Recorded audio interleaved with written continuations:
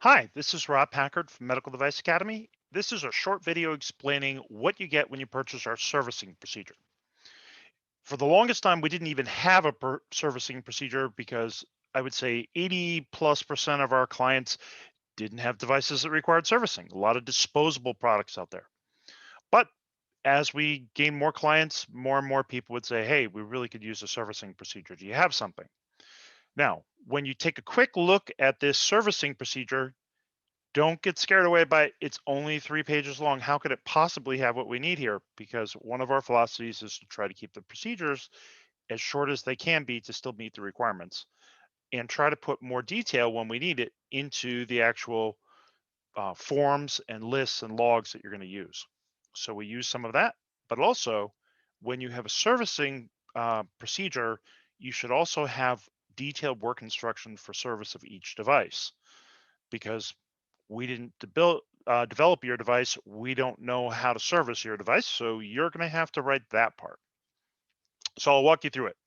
First of all, there's the procedure. So it's compliant with ISO 1345. It meets the requirements for the US FDA. That's 21 CFR 820.200, the Canadian Medical Device Regulations, and the European MDR. Associated procedures, if you have customers contacting you, letting you know of service, the customer related processes would apply. And here are the outputs of the process, including statistical techniques. When you create the procedure, anywhere where it says like company information or company name, you're going to replace that with your company. You'd eliminate the D1 because it's not a draft. You put your name instead of mine. And if you're adding a new product that requires service and you didn't have it before, instead of initial release of a quality system, you might instead be adding a new device that requires service. The service manager, most companies that have a service department have a service manager. And so that would be the person that would be responsible for this procedure. If you don't have a service department or a service manager, then you would put a different title in here. That's one of the big changes that often happens when you adopt one of our procedures, figuring out how our titles map to your company's job descriptions and titles.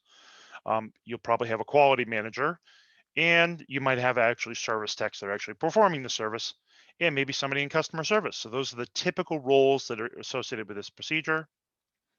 And then, as you can see, it's a very short procedure, 10 steps. And then we have monitoring and measurement of the process and the training that's required for each role, risk management, as we've applied 14 and 71 through all parts of our quality system, and then the different records. And one of the things that you should add here where it says storage and retention, if your company is going to use electronic records, then you should specify where those electronic records are going to be. So put a hyperlink in there. If your device or your service records are going to be paper-based, then say where they're physically going to be. We can't put that in there for you, but we put a placeholder there and said, maintain as part of the original DHR. Where are you going to put that? You need to put that information under storage and retention. So that's the procedure. What comes with it? You have service record. So there's our template for a service record. Next, we have non-conforming material because anything that comes in from service sometimes just needs calibration or maintenance. So there's nothing actually wrong with it. But sometimes there's actually something wrong with it. It doesn't charge or something's wrong with that device. Then you would fill out a non-conforming material report, set it aside, and do an investigation of root cause, why it doesn't work. And most of those also become complaints. So this is another form that we provide you. And last but not least, we have a service log. And this is a very simple log. You can certainly add columns to this. You might specify what the product code is, the DI for a UDI. You might indicate who was the service tech that did the work.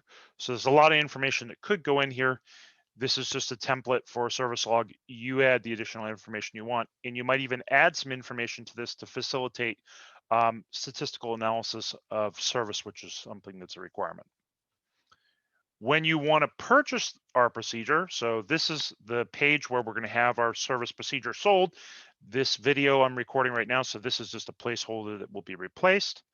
Here's the procedure, the material report for non-conforming material, service record, service log, a description of the procedure. It says right here, you will need to create your own detailed work instruction for service of your devices. And then description of me. So that's everything that's on this page. And if you're interested in purchasing other procedures, we have a whole list of all our procedures here. So when you click on the servicing link, this link will be live very shortly in like 30 minutes or so, and you will be able to purchase the procedure. But if you purchase procedures and then want to purchase later, our turnkey quality system will credit you for whatever procedures you've already purchased. And you can purchase here or contact me directly. You can contact us at the Contact Us page. And if you want to schedule a call, ask more questions, just schedule a meeting with us. And we have 30-minute meetings, 60-minute meetings, 15-minute meetings, regulatory pathway calls, and of course, email and phone.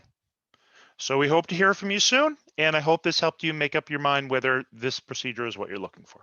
Have a nice day.